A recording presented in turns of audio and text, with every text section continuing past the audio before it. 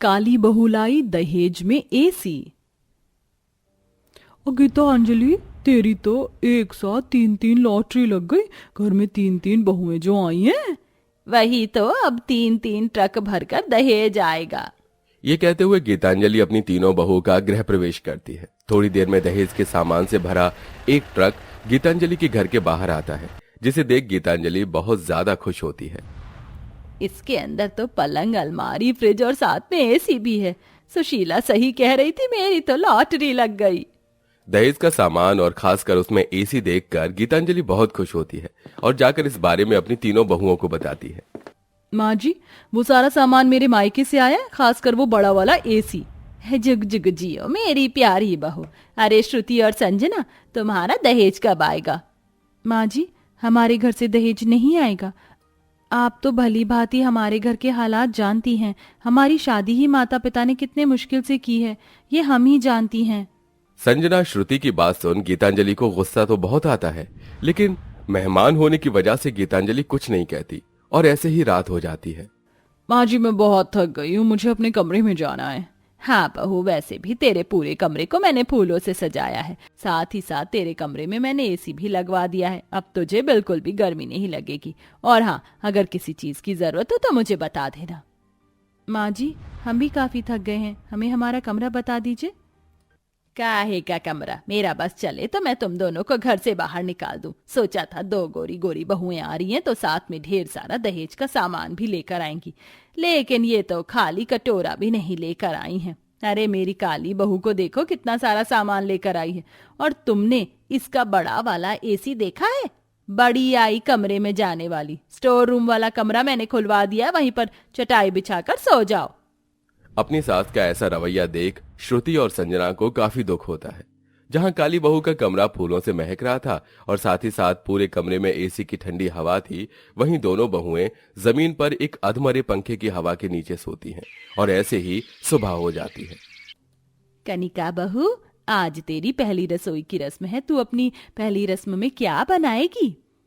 आप तो जानती हैं कि मुझे गर्मी में रहने की बिल्कुल भी आदत नहीं है। मैं तो खाना नहीं बना सकती।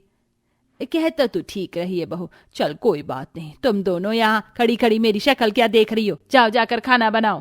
जहां एक तरफ कनिका अपनी सास के साथ अपने कमरे में बैठकर गर्मी में मस्त ठंडा जूस पीते हुए एसी की हवा खाती है, वहीं बेचारी दोनों बहुएं गर्मी में पसीना बहाते हुए खाना बनाती हैं।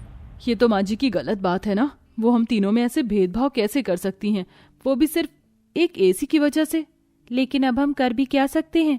बस जो हो रहा है उसे बर्दाश्त कर सकते हैं।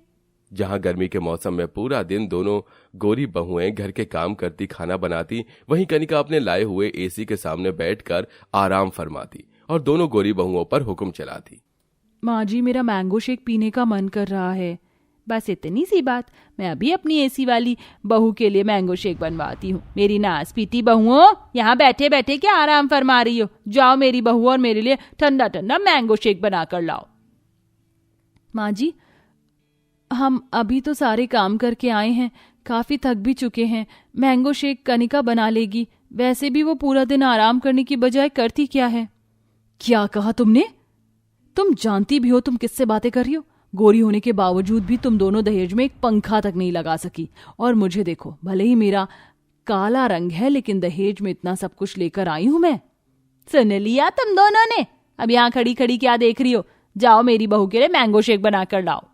कनिका अपनी लाए हुए एसी में दिन रात आराम फरमाती, आइसक्रीम जूस के मजे लेती और दोनों गोरी बहुओं पर हुक्म चलाती। बहू, मेरा बस चले तो मैं तेरे ही कमरे में सो जाऊं। जी माँ जी, इस बुढ़िया ने तो मेरा जीना ही आराम कर दिया है। पूरा दिन मेरे एसी के सामने पड़ी रहती है कि जैसे ये एसी मैं अपने लिए नहीं, इसके लिए लेकर आई थी। एसी की वजह से गीतांजलि जिस काली बहू की हमेशा तरफदारी और सेवा करती थी, वही बहू उसकी पीठ पीछे उसकी बुराइयां करती थी। ऐसे ही वक्त गुजरता है।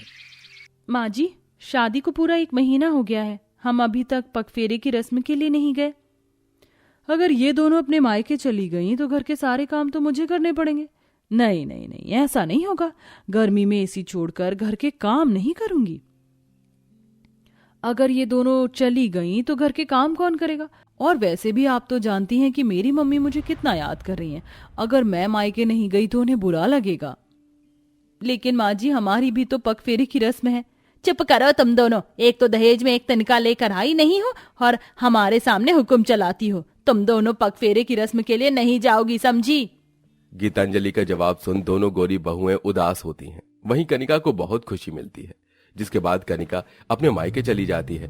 वहीं दोनों गोरी बहुएं अपनी सास की सेवा करती हैं। एक हफ्ते बाद कनिका जब अपने ससुराल आती है तो देखती है कि उसकी सास उसके कमरे का एसी चलाकर कुछ औरतों के साथ उसके बिस्तर पर बैठकर हंसी मजाक कर रही है। ये सब देख कनिका को बहुत गुस्सा आता है। माँ जी आपकी हिम्मत कैसे हुई मेरे पीठ पीछे मेरे कमरे में इन बुढ़िया को बुलाने की, और ऊपर से आप मेरा एसी चलाकर बैठी हैं। गीतांजलि, तेरी बहुओं में तो बड़ों से बात करने की तमीज ही नहीं। कितनी बदतमीज बहू है तेरी।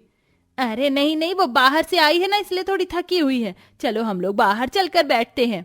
अपनी इज्जत के चलते गीतांजलि बात को संभालते हुए उन सभी औरतों को बाहर ले आती है, लेकिन कनिका का ऐसा बर्ताव गीतांजलि को भी काफी बुरा लगता है।